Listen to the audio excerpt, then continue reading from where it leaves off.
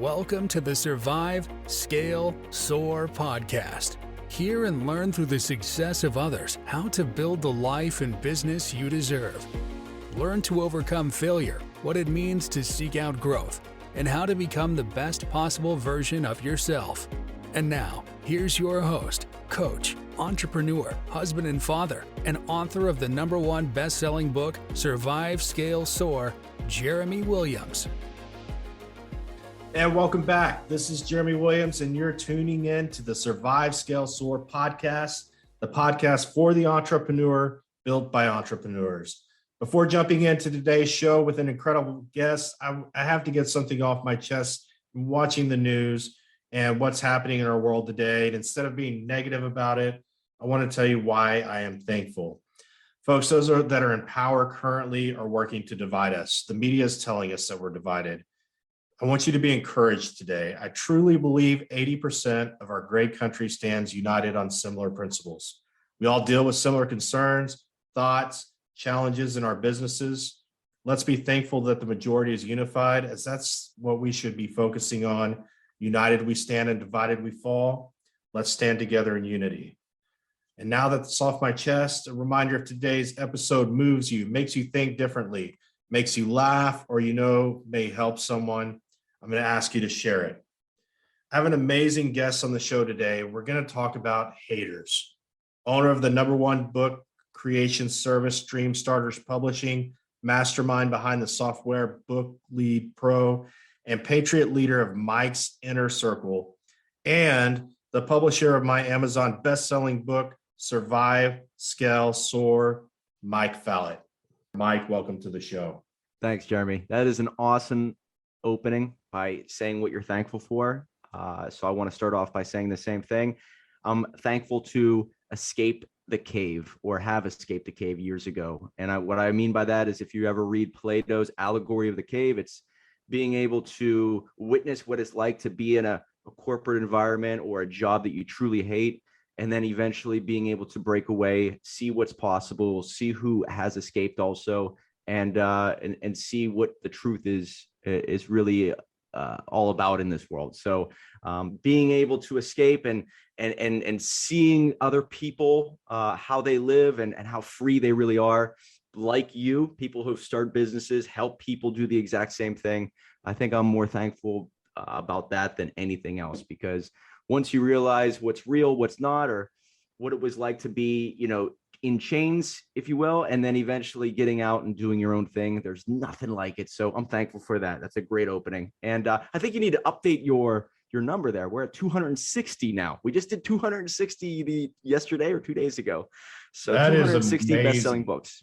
That is amazing. And I don't know, how many do you have in the pipeline? You shared that number the other day, and it just blew my mind.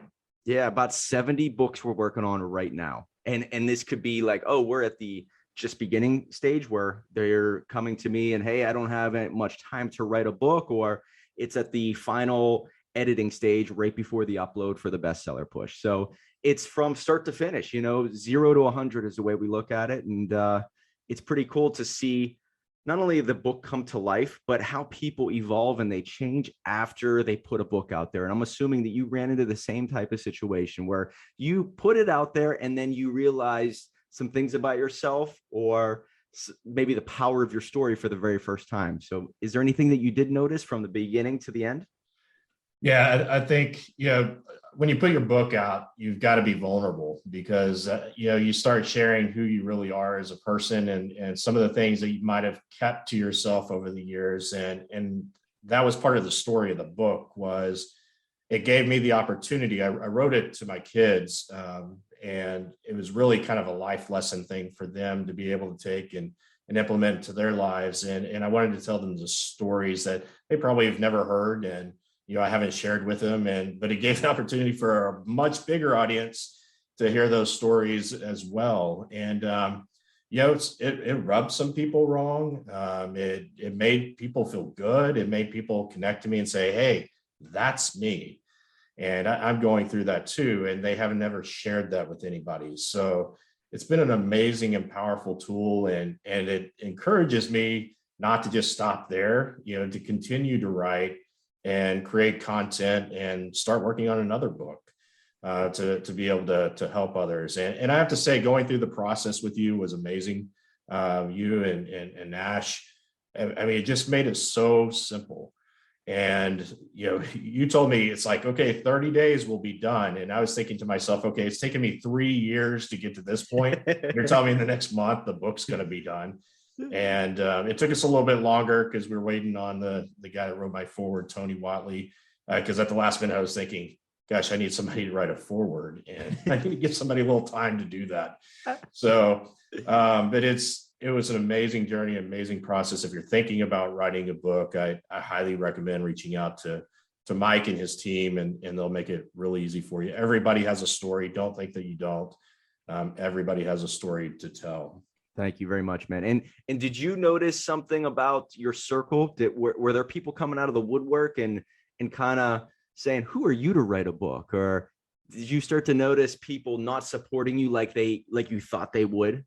Because I'll give you a quick little story here. We just put out a book. It's called Wake Up and Live. Okay. It's by Ann Jones Vogt, great woman in Pittsburgh, Pennsylvania. I've known her for a few years now.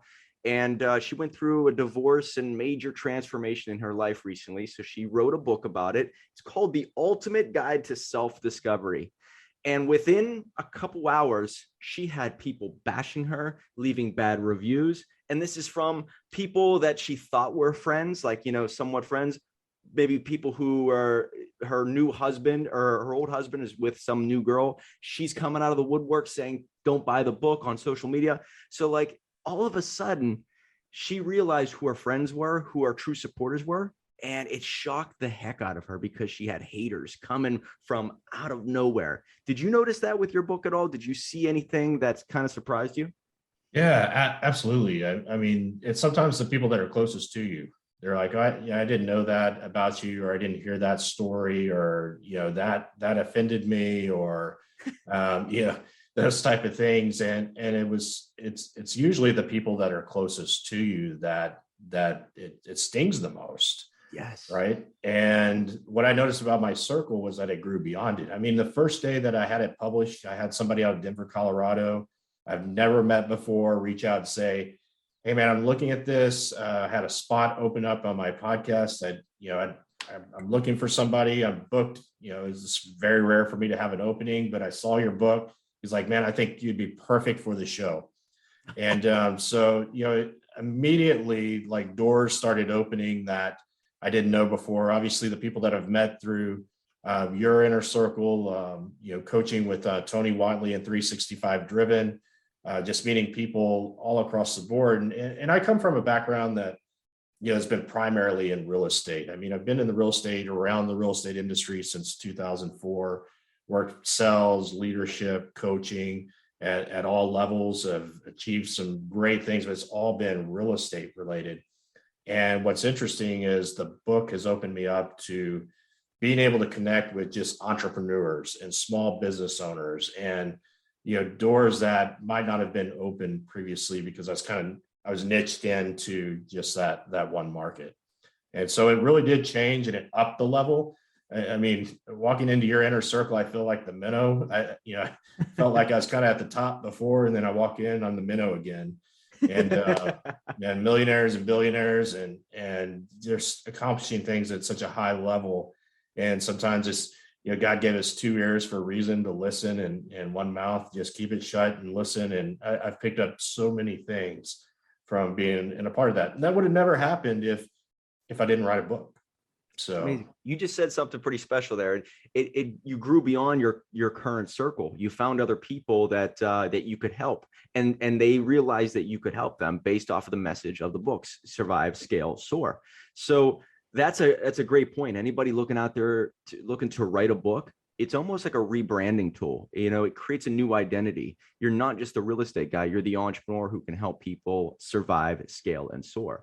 And so if you use it properly, you use it like a magnet, and you attract in other individuals from other walks of life. And that's the magic of a book. And you're able to see it just in the first couple of weeks. It's amazing. Yeah. So we're going to dive into the topic today. But before we do, just give us the Cliff Notes version of Mike Fallat. How did you get to where you're at? I think it's a pretty incredible story that our audience can learn from. Man, people think that I was this book savant, that I loved reading, I loved writing growing up. Nothing could be further from the truth. So I didn't really get into the love of reading books until I was 21 years old. So I would say that would probably be the very moment that I picked up Rich Dad, Poor Dad. The moment I started reading nonfiction, personal development books given to me by my boss at that time, because I expressed the love of being an entrepreneur, and I saw what he was doing. He was, building convenience stores and restaurants, and he was just doing a lot of cool stuff. So I would always ask him questions, and he gave me insight. But then he did give me Rich Dad, Poor Dad. And once I was able to read Rich Dad, Poor Dad, I was in school at the time, and I'm thinking, what am I doing in school? I don't want to work for someone else. This book is now getting me into real estate. So as soon as I finished that book, not only did I start to just feed my mind with other personal development books, I went out and got my real estate license.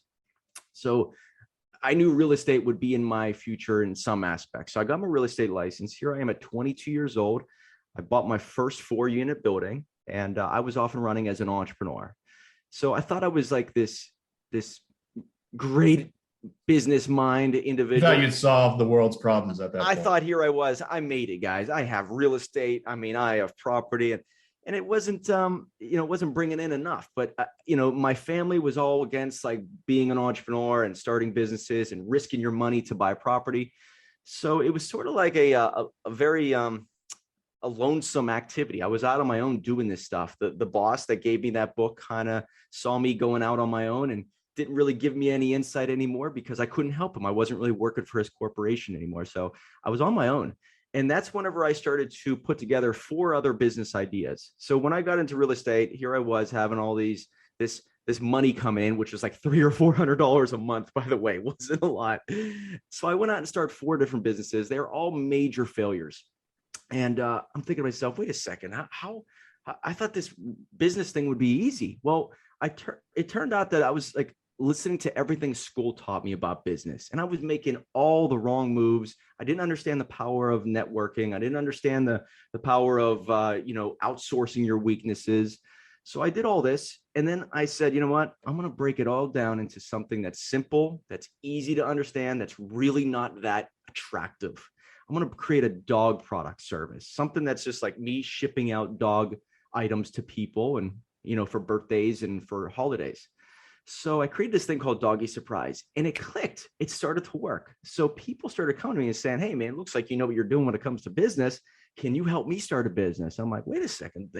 This consulting of startup business thing, this could be a business. So I started helping other people in Pittsburgh start businesses. Now, I was only making, I would probably say $30,000 a year from this dog product service, but it was better than zero or negative money that I made in the first 4 businesses. Yeah, absolutely. So I was just saying stuff that you shouldn't do. You don't go out and get the best attorney in the land before you even have a business, before you have a customer.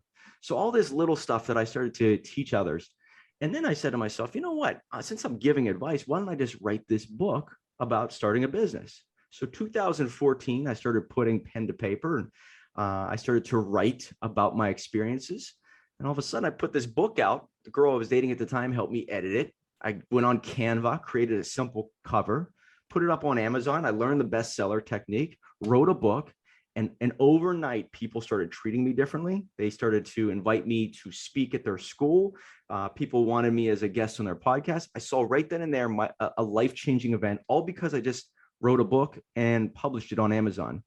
And all of a sudden, people started asking me, rather than about business advice, hey, you wrote a book. I've always wanted to write a book. How can I do that? I said, well, here's a business. I'm a capitalist. I'll definitely strike at opportunity. If I could solve a problem and profit from it, why not? So I said, why don't I write the book for you. Me and you will just do an interview, and I'll bring it out of you in an interview, and then I'll write it for you. Let's charge, and I'm just making this up at the time, how about $2,000? Was $2,000 sound good to write a book for you? And I had one person say, yeah, let's do it. So I write a book for this individual, put it out there, and it was like another magnet where people started coming to me and saying, hey, looks like you helped this guy. Can you help me? And it grew from there. Since then, we've done about 260 books. Now we have a team. I don't do any of the writing myself. I have a team of writers, about 15 individuals that once I do the interview, I send the content to them and off we're running with the book. That's awesome. You know, it's interesting. Sometimes we think it's the first business that's going to make us money, and it's like the fifth. Right? So Kiyosaki, you're a Kiyosaki fan, right? Robert Kiyosaki. Yeah, absolutely. 100%. He always said, 4 out of 5 businesses fail. Or I think he said something like 9 out of 10 businesses fail. So he had a foolproof plan from the get-go, just create 10 businesses. So that's how I look at it now. When I hear people say, I can't wait to quit my job and start a business, I say, you should look at it as, I can't wait to quit my job and start many businesses, because it is a numbers game. You're going to find out stuff about yourself that you had no idea was deep inside your soul. You're going to find out stuff about the market you were never told before. And it's going to be a very eye-opening experience. It's going to change you and your life. So get ready for it. The first business most likely will not be the one. Awesome. So I think that gives a great, kind of background of who Mike is, where he's gotten to. And I think it's going to give you why he's the perfect person to talk about our topic today. And that's stop worrying about the haters. And, I see the hater as an enemy. And in order to win against an enemy, you have to understand who the enemy is. So how do you define what is a hater or who is a hater? Good question. I did not start to make money until I started to have haters. That's the God's honest truth. So what does that mean? Well, when I started to disrupt the hierarchy of my environment, what that means is I was always a BC student. The moment that I started to surpass others with, social media presence or financially, that's whenever the people who were above me, the ones who got the straight A's, the ones who made more money than me, the ones who were more successful, more famous, they had more of everything. The moment I started to disrupt that hierarchy and pass them with finances or whatever, having a book, having a best-selling book, that's whenever you started to see the angst or disgust in their eyes or in the tone of voice. So people who were above me became haters because I found this shortcut to the next level. So I would say, why do you think they felt that way? Like you would think everybody wants to help, somebody win or celebrate their wins. Is that really the case? No. People always want you to do great, just not better than them. That's what I've realized. But most people, not everybody. You start to get around winners and people who want others to win and succeed. And then you start to realize what a real supporter looks like. So I would see people in my environment, Pittsburgh, Pennsylvania, start to talk behind my back and say bad things and kind of laugh about some of the things I was putting out there online. And I guess you start to hear the rumblings from people around you and you're like, why the heck would they say that? Why would they do that? I'm not doing anything against them, but they're saying it about me. And it just goes to show you that once you go past someone who technically, in the eyes of society or through the school system, once you go past them, that's when they start to realize like they made a mistake. There's something they're doing wrong. So instead of blaming themselves, they're going to blame you. You're a con man. You're cheating people out of money. You're doing something. You got lucky. And so they have to blame you for doing something or give some type of excuse. Then I think that it evolves into haters that probably are people you've never met, that don't know you. They don't know anything about you. They see one thing that you've done, putting out a book, for example. You're just a cheater. You're putting out a book. I've always wanted to write a book, but who are you? I just looked you up on Google. There's nothing there. I just looked on your social media. You have 100 followers. You're nobody. And so they start to tell themselves this story that the reason why you're doing something great is because of something that they're lacking. And they think that, if I could just say that this person is doing something bad, it gives me a right to kind of feel comfortable at night. So I'm going to start to hate on this individual because that makes me feel better. So it's not just your circle anymore. It's people outside of the circle doing something to just come at you. And I think it's really a reflection of themselves. What are they lacking? What do they really want? What do you have that they wish they were good at also? And it's just giving them some type of reason to stay where they're at and to try to pull you down. It's the crab-like mentality. And you guys are probably familiar with this. If you put crabs in a bucket, one will try to escape and the rest will try to pull them down. Rest will try to pull that one down. And what that means is, as you try to climb out of your surroundings, and if you're in a bad situation, I know people, we write books for these individuals all the time.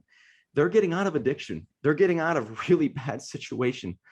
And you'll notice that the stories are all the same. Once I started to do X, Y, and Z, that's when I had people saying, don't do this. Come back to our level. Don't go here. Don't go spend money to this event and become a different person. Stay where you're at, because that's where we're at. And I guess the moment that you say, no, I want to become something greater, they turn on you and they become a hater. They're not a supporter. But what's great about, like what you said in the beginning, the moment you start to not care about that stuff is when you find your real tribe, your real circle. You find true supporters. So it's painful in the beginning. I see it every day with our clients. But the moment they break through that glass ceiling, they become a whole new person. And it was worth it. It's always worth it to escape that pain that you're in.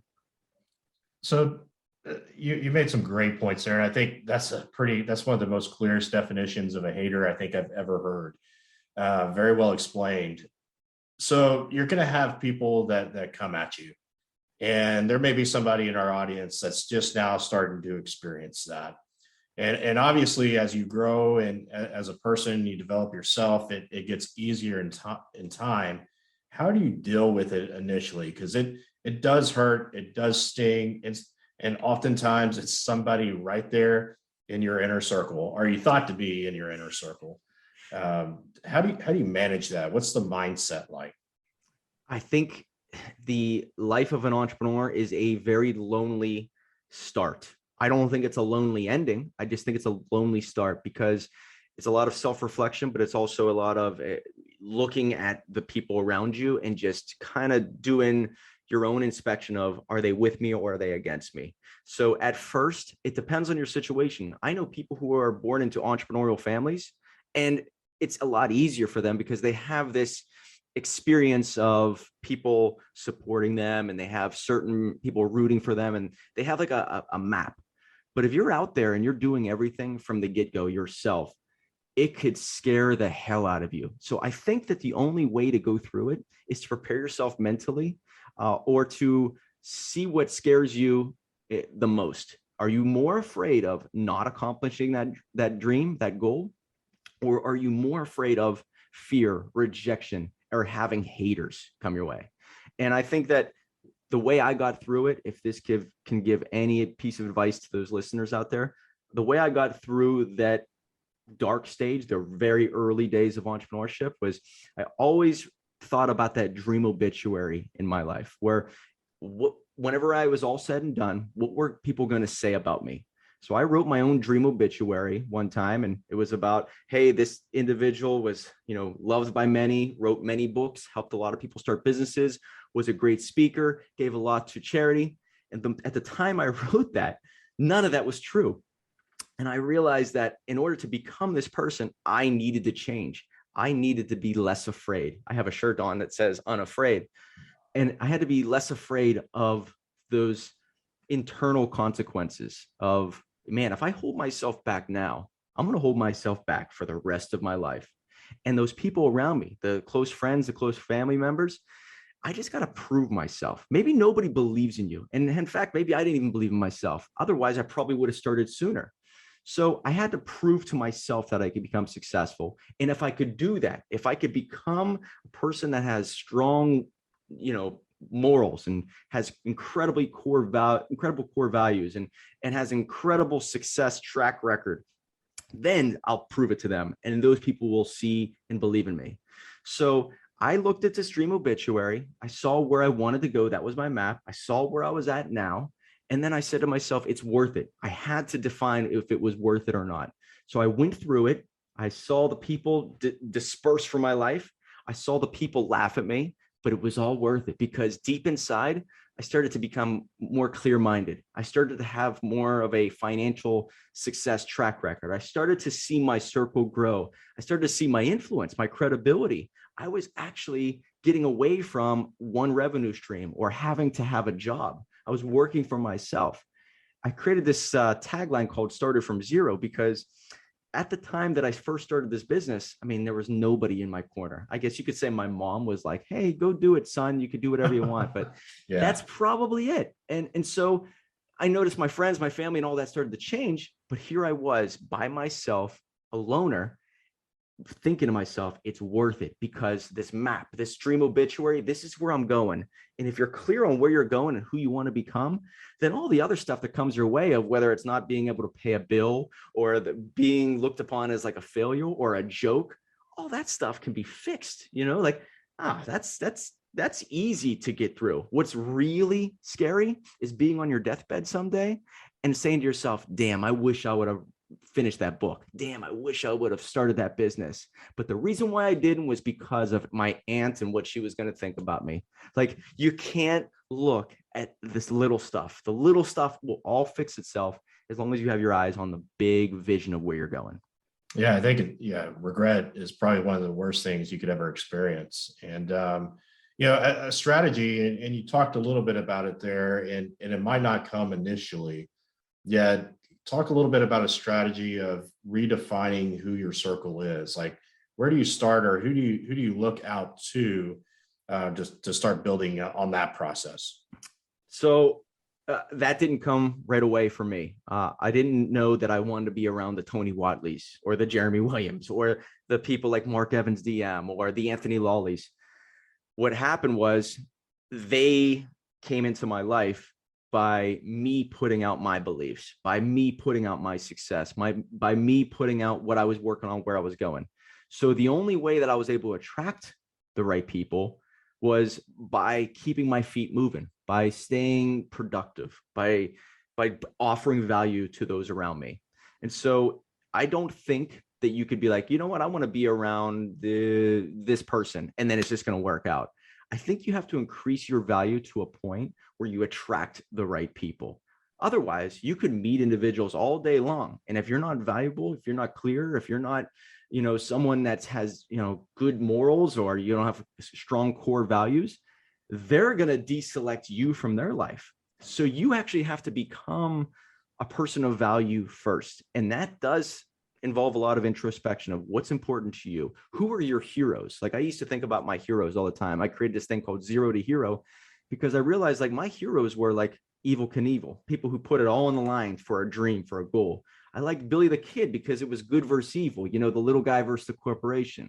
I started thinking about people in my entrepreneurial dreams of like, oh man, I would love to be able to speak so clear and with so much conviction, like Grant Cardone. Okay, let me start to take pieces of that. Now, I never met Grant Cardone, but I could see certain things in other people that I was like, you know what, I'm going to borrow that and try to make it my own. And over time, I would say that I took a lot from other people and made it my own, but I became a person of value. And then when I would meet people who are very valuable, who I wanted to be around, I would be of service to them. If you want to get around great people, figure out a way how you can help them get to their next level or to accomplish something. And I started to reverse engineer. Rather than me wanting to be in their circle, how can I make myself so valuable that they would want me in their circle? And if you become valuable for people, then they'll want to keep you around. And then you start to maybe adopt their principles. Oh, you know what? I really like how Mark Evans is a family guy and he's a great business person, but he doesn't break his code for money. So I really like that. And every time something would come my way that's really difficult, I would think of not what would I do? What would Mark do? What would Jeremy do? What would Tony do in this situation? Yep, they would do this. And so you become this person.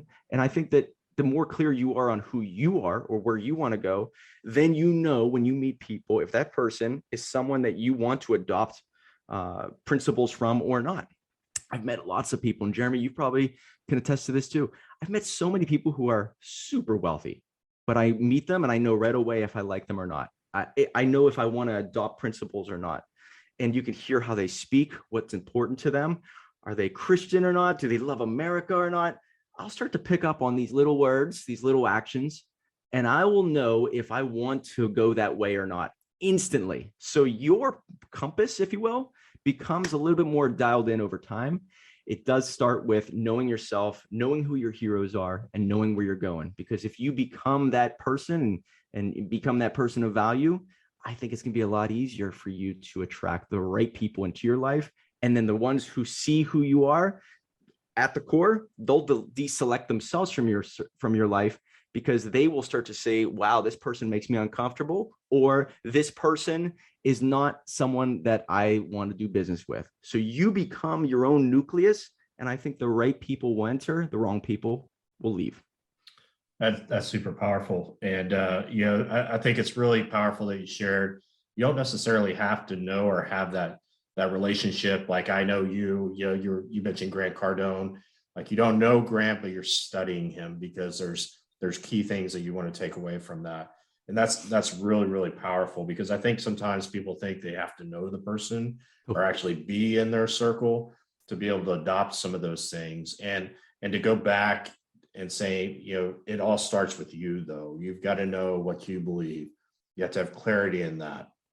And from that, then you can grow into those other areas. And eventually, like you said, you just begin to repel the haters off. Like, it's a repellent. They just kind of fall off.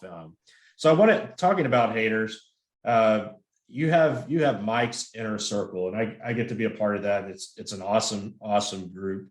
And you declare yourself, you stand on the rock and proclaim that you're a patriot. Now, the word patriot today can be seen as very oppositional. We'll just put it that way. And it can attract the haters. Yet I've seen you handle it in such a way that you're still kind to people. It's just what you believe, and you don't fall from that. And I see a lot of people crumble. They'll say, hey, I believe this, but, I can kind of see your point of view. You're like, no, this is my point of view, and I stand firmly on the rock. And that's going to attract haters. Tell me a little bit about that experience and a little bit about Mike's Inner Circle. Yeah, so the Inner Circle all started because, I was working with people in many different backgrounds, entrepreneurs from all over the world, and many in real estate, many in financial services, many in tax consulting. And it was crazy to see some of these individuals who I would love to introduce to other clients. And I'm thinking to myself, well, this person's in real estate and this person is in marketing. They're technically not in the exact same world, but I think they could do business together in some aspect. So I thought to myself, how could I combine two different people from two different walks of life and maybe just create value where I was being the connector? Like, as long as I'm valuable to my circle, that's all that matters. So how can I be of more value than just books? So that's how it all started. And then I started working with real estate individuals and people who, offer syndication deals, $200,000, $400,000 is the minimum buy-in. How many people really have 200,000 or 400,000 sitting around? Well, you could do a syndication deal and say, well, I have a group of people that we have a relationship with. Why don't we all chip in some money and maybe have some type of owner equity, and then we could be partners in a deal. So that's how it really started. That was the genesis. Okay, well, let me find all these people I work with. I know them. I've done business with them. I've listened to their whole story. I know what they stand for. Well, let's find other people that want to just be attracted and work with these individuals. So that's how the Inner Circle really began. And then I realized, my group, they all love America. Oh my God. It's amazing how I'm starting to see how people are coming out of the woodwork. I love what America stands for. So when you talk about standing on the rock and saying you're a patriot, what's it mean? It really does mean what this foundational idea of what America stands for, what it was created for, is freedom to do and pursue happiness. That's it. That's what I look at. Freedom to start a business, freedom to go wherever, whenever, with whomever. And you could even trace it all the way back to even the Christian philosophy of, okay, most people that started this country were Christian. So over time, I became way deeper with my faith. So as a Christian, I started to become more vocal online because there were certain things that happened in my life that made me see that there was a lot more than meets the eye, and I became deeper with my faith. So the more I started to profess that and put it out online, I started to attract similar minded people. And then the moment I started putting stuff out there about my love for America and what it means to me and what it has done for me, I love America because it allowed me to quit a job and start a business and have this freedom to go wherever, whenever, with whomever. And I'm able to drive my dream car and have opportunities come to me, and then I'm able to capitalize. I don't know if you can get that in other countries. So this is something that means a lot to me because it's given me opportunity. It's given me a chance. Now it's my job to fight for it or protect it or keep it alive for the next generation or for anybody behind me. Now, I don't have any kids, but if I did, I would probably even fight harder because now it's not just me that's being affected. So whenever I started putting out my love for America, other people were saying, man, I love your bravery. I love your courage. I would love a little bit of that in my life. So, I'm drawn to you because what you're saying is resonating. So I started realizing, wow, if I could just, stay on this path, I'm going to draw in the right people, but I'm also defending it. So the more I defend what my beliefs are, the more clear I get on myself. And I'm also becoming a person of conviction. I'm becoming a better leader. So I became a better person by putting stuff out there and defending it. And you draw in the right people. The inner circle is full of mostly Christians, not mostly, all patriots, people who see what's going on in this country and they think, what the hell can I do about it? Well, I can get really wealthy. I can get around right people. I can start feeding my mind with the right stuff. I could only have allies with similar people. So let me create these allies, these alliances with other people that share my same beliefs, and let's do great things together, whether it is contributing to political campaigns, starting businesses, giving back to charities. You start to get around people who have the same beliefs, and you could do a lot of good together. And it's great because as the masks went on, as this world's kind of fell apart in the past couple of years, it's amazing how the great division is set in. But when the masks went on, the real masks came off. I now know who you are, what you believe, if I want to be around you, if you're going to be an asset or a liability. And the easier that is on us as entrepreneurs or people who are trying to create a movement, the better, because the more we see who people are right from the get-go, we don't have to waste any time. You're either on our side or not. And guess what? If you're not on our side, go live a life that's happy, go do your thing. But my circle, what I'm going to do is I'm going this way, and other people that share the same stuff, let's go do great things together. Everybody else that's against us, you go do your thing. All right. I'm not going to try to stop you like you're trying to stop us. We're going to go do our thing, and we're going to do great things together because that not only brings joy, but it also makes us thrilled that we're doing something with true purpose. We're doing something that means a lot. Oh, we are building our own businesses, creating our own revenue streams, staying free, fighting back. Nobody follows a coward. And if you can see what's happening right now, there are a lot of people who go quiet, and they're not going to win this game. The people who win are the Joe Rogans, the Elon Musks. These are the alphas stepping up saying, you know what, something's wrong here, and I'm going to do something about it. I'm going to share my voice. Love Elon Musk fighting or supporting the truckers in Canada. Love it. You see people like this saying what they really believe. It inspired. Courage is contagious. So you see people like this on the highest level saying it. Well, that gives me a little bit more motivation to do the exact same thing. So it's real. If you can just start to share your message, someone out there is listening, and now you have an alliance possibly for life. So you're basically saying the haters actually can help you too. Haters can definitely help you. All right. And I've seen this from not only my perspective, but in other people. When they start to have haters, if you defend yourself, you're going to do your research. Oh, wait, am I saying it? I'm going to do my own little audit, self-audit. Am I saying something that's true? Wait a second. Okay, this does sound something like what happened in Germany in 1923. Let me do my own research. So as you have haters, you have a reason to defend yourself, which gives you a little bit more fuel to do your own due diligence, find out what you really believe, and then you fight back. And as you fight back online, other people will see what you're saying and saying, oh my God, he is onto something. That just changed my mind. Wow, you opened up my eyes, and now you're valuable to me. Haters could be a blessing. They truly can be. Love this. It's, it started out as a business conversation and became a life conversation, and haters can play a role in both. About 30 seconds left. If you were if there was like a top thought or something that wasn't shared in regards to this topic, like what would you say? When it comes to haters specifically, is that what you mean? With haters, yes. Yeah. So I would say that the more you do in this world, the more haters are going to come your way. So if you start to rise above the noise, or if you start to do something that's out of your comfort zone, you're going to have some resistance, and you could call it whatever you want, but the more resistance that comes your way is almost a test. Just look at everything as a test. All right, if I'm uncomfortable by doing this, am I going to succumb to the test? Am I going to give up, or am I going to pass through it? Every time something gets very difficult, it's almost like a breaking point where, all right, am I going to stay where I'm at, or am I going to hit the next level? And if you just stay at it, if you put the pedal to the metal and you keep your foot on the gas and you break through that, there's something good that comes from it. And that could be a sense of identity. It could be a financial reward. It could be a new person in your life.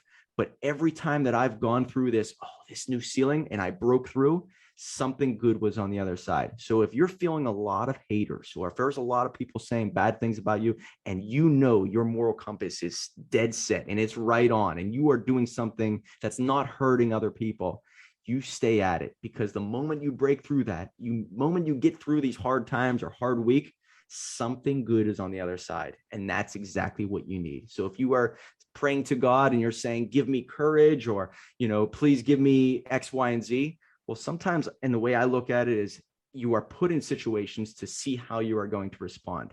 You want to go through something difficult at a lower level, so it gives you the resistance, the muscles to break through the really difficult stuff whenever that time comes. So look at all this as a blessing, because it's just making you the person that you need to become if you really want to do some good in this world.